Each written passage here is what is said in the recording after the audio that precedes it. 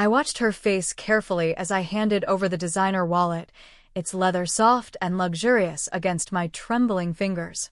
The elegantly dressed woman's eyes widened in recognition, her perfectly manicured hand freezing midway between us. Something shifted in her expression. Surprise, certainly, but something else too. Something that made my stomach tighten with sudden anxiety.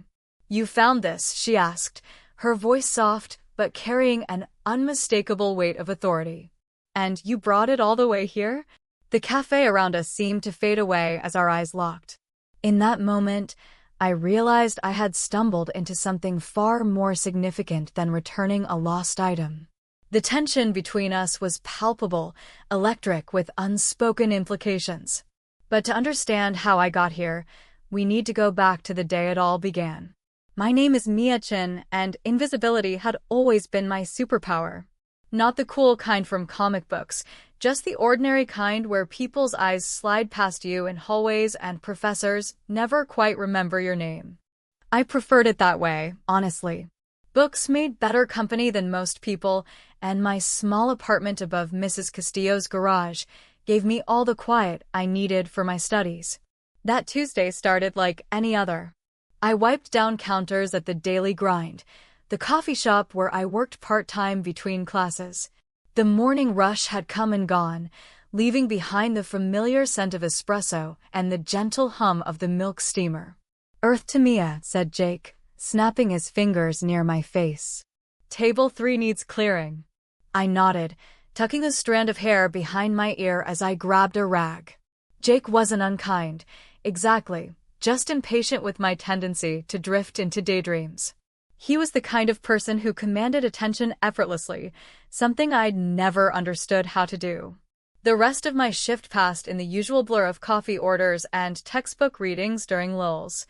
By closing time, a light drizzle had started, turning the sidewalk a glossy gray as I began my walk home.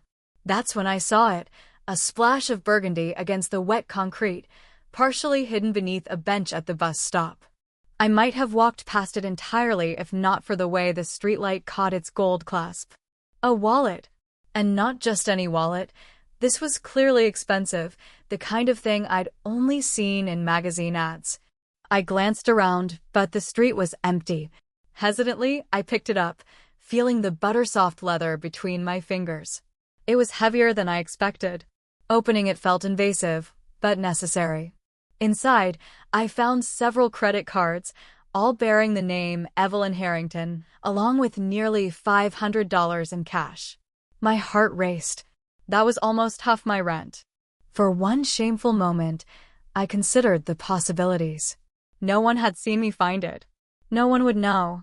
But then I imagined this Evelyn person, whoever she was, retracing her steps in panic, calling credit card companies, canceling appointments, because her ID was missing. The thought made my stomach twist. I slipped the wallet into my bag and continued home, my mind already working through what I'd need to do tomorrow to return it to its rightful owner. "You're actually going to return it?" Sarah asked later that night during our video call.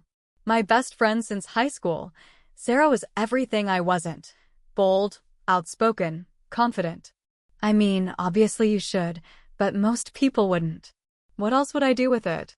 I asked, examining the driver's license. Evelyn Harrington's photo showed a striking woman with sharp cheekbones and calculating eyes. Her address was in West Hill, the affluent neighborhood across town. "I don't know," Sarah said with a shrug.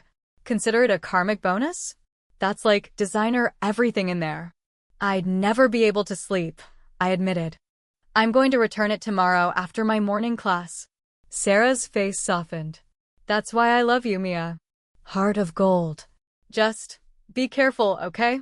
The next day at work, I made the mistake of mentioning my plans to Jake while we restocked the pastry case.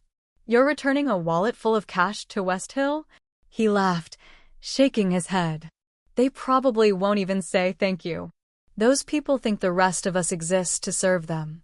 "It's the right thing to do," I said quietly, arranging blueberry muffins in neat rows. "The right thing," Jake mimicked. "This isn't a fairy tale, Mia. No one's going to reward you for being nice." They'll probably think you stole something from it. His words clung to me like cobwebs as I finished my shift. By the time I stood at the bus stop that would take me to West Hill, doubt had wrapped itself around my resolve. What if Jake was right? What if they accused me of stealing? What if I made a fool of myself? The address led me to an imposing iron gate with a security booth. Beyond it stretched a driveway that curved toward what could only be described as a mansion, all stone and glass gleaming in the afternoon sun. My mouth went dry. This wasn't just wealth. This was another world entirely. I approached the security booth, my heart hammering against my ribs. "Excuse me," I said, my voice barely audible. "I found this wallet that belongs to Evelyn Harrington. I wanted to return it." The guard, a middle-aged man with kind eyes, studied me for a moment. "You found Mrs. Harrington's wallet and came all the way here to return it?" I nodded, suddenly feeling small and insignificant in my faded jeans and second-hand coat. "That's mighty decent of you," he said, picking up a phone. "Let me call the house." As he spoke quietly into the receiver, I shifted from foot to foot, fighting the urge to turn and run. What was I doing here? This place wasn't for people like me. "The housekeeper says you can go up," he said finally, pressing a button that opened the gate. "Follow the drive to the front door." Each step up the immaculate stone pathway felt like walking through molasses. The house loomed larger, more intimidating. Windows like judging eyes seemed to watch my approach. A woman in a neat uniform opened the door before I could knock. "You found Mrs. Harrington's wallet?" she asked, her tone neutral but not unkind. "Yes," I said, fumbling to retrieve it from my bag. "Everything's still in it." "I didn't take anything." The housekeeper's eyebrows rose slightly. "I should hope not. Mrs. Harrington is the wife of Alexander Harrington, CEO of Harrington Industries. She's been quite distressed since losing this yesterday." My stomach dropped. Harrington Industries, the technology conglomerate that dominated the city's skyline. Their logo was on half the buildings downtown.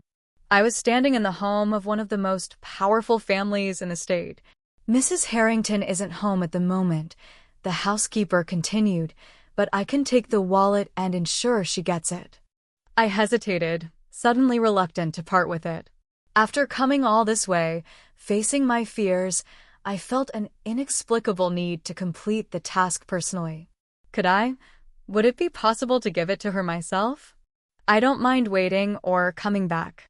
The housekeeper looked surprised by my request. "She's at the Riverside Cafe. She goes there every Wednesday afternoon." She gave me directions, her expression softening slightly. "It's good what you're doing." Not everyone would. I thanked her and turned to leave, relief and disappointment warring within me. As I reached the gate, my phone buzzed with a text from Sarah. "How'd it go? Are you a hero yet?" I stared at her message, then at the cafe address. Something pushed me forward, not hope for reward or recognition, but a simple desire to finish what I'd started. To prove to myself that I could. The bus ride to Riverside took 30 minutes. With each passing block, my courage threatened to desert me. I called Sarah, needing her steady voice. "You've come this far," she said when I explained where I was headed. "And honestly, Mia, this is so you, going above and beyond when most people wouldn't bother. It's one of your best qualities."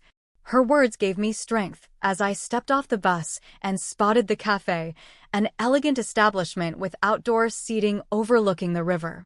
Through the window, I could see well-dressed patrons sipping from delicate cups. I paused outside, smoothing my hair and wishing I'd worn something nicer. The security guard's kindness and Sarah's encouragement echoed in my mind. With a deep breath, I pushed open the door. The cafe smelled of vanilla and expensive perfume.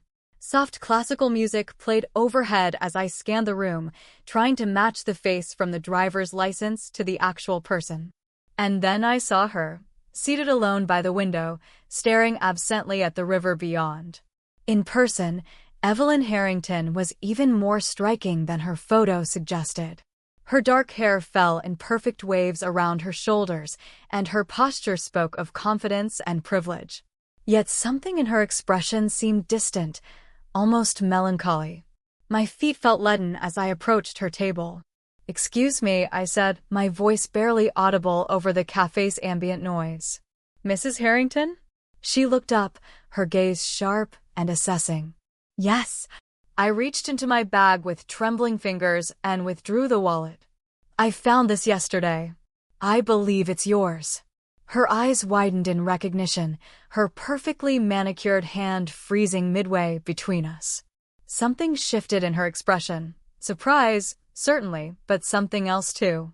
"You found this?" she asked, her voice soft but carrying an unmistakable weight of authority. "And you brought it all the way here?" "Yes," I said simply. "Everything's still there. Your cards, your cash." "I didn't take anything." She took the wallet slowly, opening it to verify its contents. "I lost this yesterday after lunch. I've been beside myself." Her eyes met mine again, searching. "You could have easily kept this. Why didn't you?" The question caught me off guard. "It wasn't mine," I said with a small shrug. "You must have been worried." Mrs. Harrington studied me for a long moment, then gestured to the empty chair across from her. "Please sit. What's your name?" "Mia," I said, hesitantly lowering myself into the chair. "Mia Chen. Well, Mia Chen, you've saved me considerable trouble. Not just the money, but replacing all these cards and IDs." She shook her head slightly. "It would have been a nightmare." A server appeared, and to my surprise, Mrs. Harrington ordered coffee for both of us. "My treat," she said when I tried to protest. "It's the least I can do." As we waited for our drinks, an awkward silence settled between us. I fidgeted with my sleeve, acutely aware of how out of place I must look in this elegant setting. "You know," Mrs. Harrington said suddenly, "most people wouldn't have done what you did. Especially not someone your age." "That's what everyone keeps saying," I admitted. But I kept thinking about how I would feel if I lost something important. Our coffees arrived, served in delicate porcelain cups that made me nervous to touch them. Mrs. Harrington took a sip of hers, then set it down carefully. "Can I tell you something, Mia?" she asked, her voice softer now. "Something I don't admit to many people?" I nodded, surprised by the sudden intimacy. "I feel lost most of the time," she said, her perfectly composed facade cracking slightly. "Everyone sees the house, the clothes, my husband's position, but nobody sees me. Some days I walk around the city feeling completely invisible." The confession stunned me. This woman, this elegant, wealthy, seemingly perfect woman, felt invisible? Just like me? "I understand that feeling," I said quietly. "Being invisible, I mean. I've felt that way my whole life." Her eyes met mine, and for the first time, I saw genuine emotion there, recognition, perhaps even relief. "It's exhausting, isn't it? Wondering if anyone would notice if you just disappeared one day." "Yes," I whispered, amazed that this stranger somehow understood a feeling I'd never been able to articulate, even to Sarah. We talked for nearly an hour. She told me about the charity foundation she ran that no one seemed to care about compared to her husband's business achievements. I told her about my studies, my dreams of becoming a writer someday. The conversation flowed with surprising ease, as if the vast differences in our lives didn't matter in the face of our shared human experience. When it was time for me to leave, Mrs. Harrington insisted on paying for a car to take me home. As we stood outside waiting for it to arrive, she turned to me with unexpected seriousness. "Thank you, Mia. Not just for returning my wallet, but for seeing me. For listening." She pressed a business card into my hand. "My foundation is looking for interns. Someone with your integrity and perspective would be an asset. If you're interested, call me." The car arrived before I could respond. I spent the ride home in a daze, turning her card over in my fingers, barely believing what had happened. The next day at the coffee shop, everything looked different somehow. When Jake asked about the wallet, I simply said I'd returned it and it had gone well. "Seriously? They didn't accuse you of stealing or anything?" he asked incredulously. "No," I said, a new confidence in my voice. Actually, she was grateful. We had coffee together. His jaw dropped. You had coffee with a Harrington? No way. Sarah was equally amazed when I called her that night. See, she exclaimed. I told you good things happen when you step outside your comfort zone. Over the following weeks, I found myself standing taller, speaking more confidently in class, making eye contact with strangers. I called the number on Mrs. Harrington's card and arranged an interview for the internship. To my amazement, I got it. A position that would not only pay better than the coffee shop, but would give me experience in grant writing and nonprofit management. On my last day at the daily grind, Jake pulled me aside. I was wrong about what I said, he admitted. About no one rewarding you for doing the right thing. I guess sometimes they do.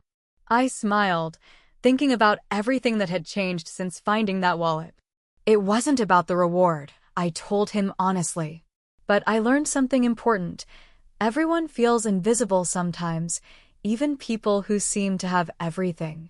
And sometimes, just being seen is the greatest gift you can give someone. As I walked home that evening, I passed the spot where I'd found the wallet. It seemed like a lifetime ago, that shy girl who doubted her own worth, who feared judgment at every turn. She was still part of me, but no longer all of me. A single act of honesty had opened a door I never knew existed, not just to opportunity, but to connection, to belonging, to the understanding that courage isn't about being fearless, it's about feeling the fear and moving forward anyway. And in a world where so many of us feel invisible, sometimes the bravest thing we can do is simply see each other, wallet or no wallet.